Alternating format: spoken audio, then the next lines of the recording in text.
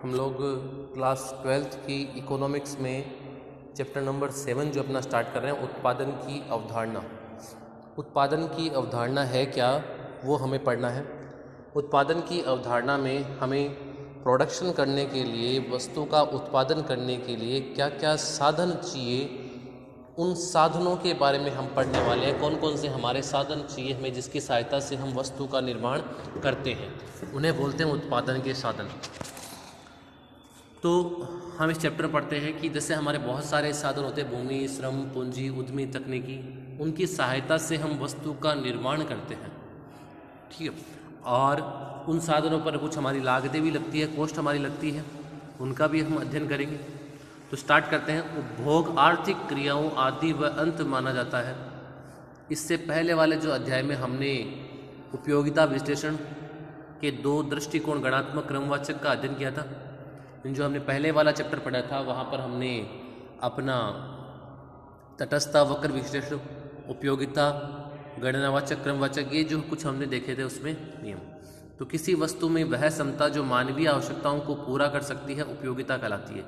कि किसी वस्तु की वह शक्ति या वह क्षमता जो मानवीय आवश्यकता, मनुष्य की आवश्यकताओं को पूरा कर सकती है, उस वस्तु की वह शक्ति, उसे उपयोगिता कहते हैं। यह वस्तु में उपयोगिता का सृजन उत्पादन प्रक्रिया द्वारा होता है। उत्पादन से ही उपभोग संभव हो सकता है। वस्तु व सेवाओं की मांग उन वस्तुओं व सेवाओं के उपभोग पर आधारित होता है। इसी तरह वस्तुओं व सेवाओं की पूर्ति भी उनके उत्पादन की मात्रा द्वारा निर्धारित होती है। किसी भी देश की राष्ट्रीय आय या प्रति व्यक्ति आय का आधार भी उत्पादन के स्तर के आधार पर निर्धारित होता है। उसके हम आगे जो है समष्टि में अपने चैप्टर देखने वाले हैं, किस तरीके से जीडीपी में उत्पादन जो है वो अपना योगदान देता है, या उत्पादन की सहायता से किस तरीके से जीडीपी या राष्ट्रीय आय की गणना की जाती है।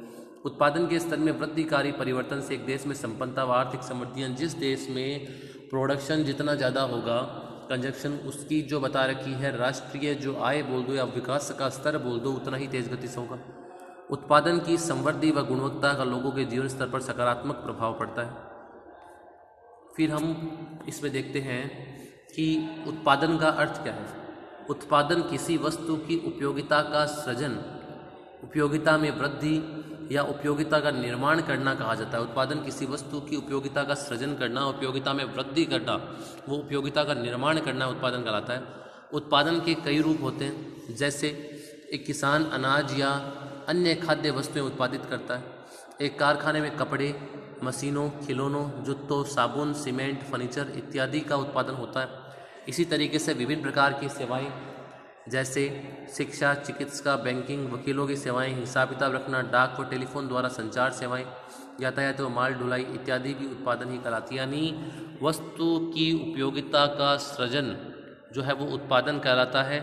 तो किसी भी प्रकार की वस्तु और सेवाएं जो का उत्पादन जिसके अंतर्गत हमारी आती है, वो प्रोडक्शन ही कहलाएगा। ना केवल वस्तु का निर्माण करना, बल्कि सेवाएं भी जो प्रदान की जाती है, वो भी आपके उत्पादन का ही हिस्सा कहलाती है।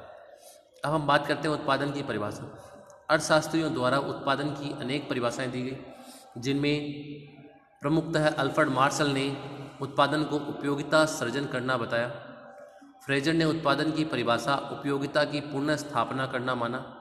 इसी तरह मेयर्स ने संकुचित अर्थ में उत्पादन को आदान प्रदान हेतु वस्तु व सेवाओं के रूप में परिणाम देने वाली प्रक्रिया बताया। और जेराल्ड जो बता रखा है डब्ल्यू स्टॉन ने उत्पादन साधनों को निर्गतों में परिवर्तन करने की एक प्रक्रिया बताया। यानी निर्गत का मतलब इनपुट को आउटपुट में कन्वर्ट करना, वो जो एक तरीके से प्रोडक्शन कहलाता है। यानी बोल सकते हैं कि आपको आउटपुट जो तैयार करना है, उत्पादन जो आउटपुट को मतलब उत्पादन से संबोधित कर सकता हूँ कि आपको प्रोडक्शन जो करना है, उसके लिए आपको इनपुट क्या क्या चाहिए, उनको हम यानी इनपुट को आउटपुट में बदलना उत्पादन कहलाता है। तो इस तरीके से आज विश्व में पूंजी, प्रबंध व तकनीक तथा साहसी उद्यमशीलता का बहुत महत्व है।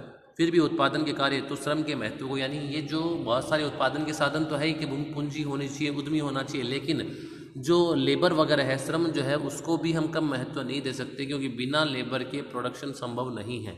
उसका भी उतना ही महत्व है जितना बाकी उत्पादन के साधनों का महत्व है। ठीक है। अब इसमें हम लोग स्टार्ट करते हैं कि उत्पादन के, जैसे ये परिभाषा ही हो गई सरल शब्दों में, उत्पादन एक प्रकार का वस्तु और सेवाओं का प्रवाह है। उत्पादन एक विशेष प्रक्रिया है जिसके सहायता से हम वस्तु और सेवाओं का सृजन करके अपनी आवश्यकताओं को पूरा करते हैं। फिर बात करते हैं उत्पादन के विभिन्न साधन, यानी आपके इनपुट क्या क्या चाहिए अगर आपको आउटपुट तैयार करना है, प्रोडक्शन करना है। तो उत्पादन एक उपयोगिता के सृजन की प्रक्रिया होती है। उत्पादन के द्वारा एक अवधि में वस्तु और सेवाओं का प्रवाह के रूप में निर्माण किया जाता है। इस प्रकार उत्पादन कुछ साधनों जैसे श्रम, पूंजी, भूमि, प्रबंध व तकनीकी तथा साहस या उद्यमशीलता की सहायता से किया जाता है। उत्पादन के साधनों को जो बता रखा है, उत्पादन के साधनों को जैसे बता रखा है कि इसमें उत्पादन के द्वारा एक अवधि में उत्पादन और सेवाओं का प्रवाह होता है। इस प्रकार उत्पादन कुछ साधनों जैसे भूमि, श्रम, पूंजी, उद्यमी, तकनीकी साहस या उद्यमशीलता की सहायता से किया जाता है। और उत्पादन के साधनों को आधा या पढ़ते, यानी जो इनपुट जिसको कहें कि इनपुट शब्द से क्या अभिप्राय है, या पढ़तो शब्द हिंदी में कहें तो पढ़तो शब्द से क्या अभिप्राय है, तो उसको आपको विशेष ध्यान रखना है कि पढ़तो शब्द का मतलब उत्पादन के साधनों से ही है कि उत्पादन के साधन हमारे कौन कौन से होते हैं, उन्हीं की बात चल रही है। ठीक है। फिर उन उत्पादन की सहायता से जो वस्तु और सेवाओं का सृजन जो होता है, जो वस्तु और सेवाएं बनकर तैयार होती है, उन्हें हम आउटपुट कहते हैं। उत्पादन के साधनों का आर्थिक विश्लेषण करने पर उनकी प्रकृति अलग अलग पाई जाती है। प्रकृति के अनुसार उत्पादन के साधन को निम्नानुसार होते हैं कि ये हमारे उत्पादन के साधन, जैसे भूमि, श्रम, पूंजी, उद्यमी, तकनीकी। भूमि की प्रकृति का उपहार, भूमि जो बता रखा है लैंड जो है वो कहीं ना कहीं वैसे देखिए तो एक सीमित मात्रा में पाई जाती है, लेकिन जो उर्वरकता है उसकी फर्टिलिटीज़ के आधार पर या उसकी उर्वरकता क्षमता के आधार पर बोल सकते हैं कि उनमें विभिन्नताएं पाई जाती है, उसकी गुणवत्ता के आधार पर बात कर रहे हैं। तो भूमि प्रकृति का उपहार माना जाता है। भूमि की कृपणता का गुण पाया जाता है, अर्थात भूमि की मात्रा सीमित होती है, भूमि की उर्वरता शक्ति में भिन्नताएं पाई जाती है। ये जरूर है, ऑनरशिप जो होती है प्रोडक्शन करने के लिए आपको लैंड वगैरह चाहिए तो परचेज करनी ही पड़ेगी। उसके बाद श्रम जो है वो भी हम कहीं ना कहीं एक तरीके से बोल सकते हैं, श्रम एक तो होता है फिजिकली, एक मेंटली। तो आप अपने व्यवसाय या प्रोडक्शन के अकॉर्डिंग जो लेबर को आप कहीं ना कहीं हायर करते हो, तो श्रम से अभिप्राय धन या मुद्रा के बदले किया जाने वाला शारीरिक या मानसिक, दोनों वर्ड इसमें कहा गया है, शारीरिक और मानसिक दोनों को ही श्रम की कैटेगरी में रखा गया है कि श्रम का अभिप्राय है मतलब कि आप मुद्रा के बदले कुछ फिजिकली या जो मेंटली वर्क करना, वो उत्पादन की कैटेगरी में आएगा। परंपरावादी आर्थिक विचारों के अनुसार श्रम जो है उत्पादन का एक मूल साधन माना गया है, एक इम्पॉर्टेंट फैक्टर माना गया है। श्रम को उत्पादन का सक्रिय साधन माना जाता है। श्रम अन्य साधनों भूमि, पूंजी, प्रबंध, तकनीकी इत्यादि को उत्पादन की प्रक्रिया में सक्रिय करता है। श्रम की पूर्ति मात्रात्मक तथा गुणात्मक दोनों प्रकार की होती है। आज विश्व में पूंजी, प्रबंध व तकनीकी तथा साहस या उद्यमशीलता का बहुत महत्व है। फिर भी उत्पादन कार्य हेतु श्रम के महत्व में कमी नहीं आती है कि कितना भी हमारा चेंजेस, टेक्नोलॉजी कितनी भी चेंजेस हो जाए, श्रम के महत्व को हम नहीं टाल सकते। श्रम का जो है वो अपना भी एक महत्व है, उत्पादन में एक विशेष योगदान है। फिर भी उत्पादन कार्य हेतु श्रम के महत्व में कमी नहीं आई है। श्रमिक उत्पादन और उपभोक्ता दोनों ही होता है। फिर बात करें पूंजी की, तो पूंजी भी कहीं ना कहीं एक अहम योगदान है कि बिना पूंजी के व्यापार प्रारंभ ही नहीं हो सकता। तो आपको प्रोडक्शन करना है, उत्पादन करना है, तो आपको पूंजी लगानी ही पड़ेगी। तो पूंजी को उत्पादन का तीसरा महत्वपूर्ण साधन बताया जाता है।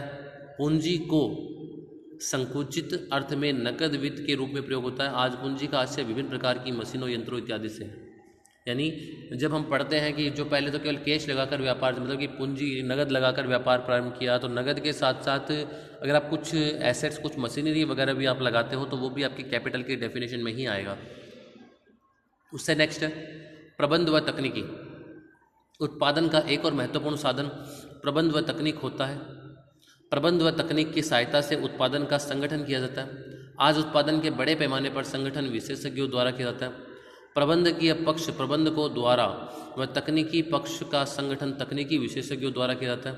तकनीकी विशेषज्ञों के द्वारा उत्पादन की विभिन्न वैकल्पिक तकनीकों में चुनाव किया जाता है, उसे उत्पादन प्रक्रिया में प्रयुक्त किया जाता है। तो इस प्रकार यानी जो तकनीकी जो है वो कहीं ना कहीं आपके उत्पादन में काम आती है, वो ये बता रखा है। इसी प्रकार प्रबंधकीय विशेषज्ञों द्वारा विभिन्न प्रकार के संगठन जैसे व्यक्तिक स्वामित्व, साझेदारी, नियमित में चयन कर अनुकूलतम संगठन संरचना को अपनाया जाता है कि यानी हम टेक्नोलॉजी को यूज करते हैं, अपने व्यवसाय के अकॉर्डिंग हम उसको काम में लेते हैं।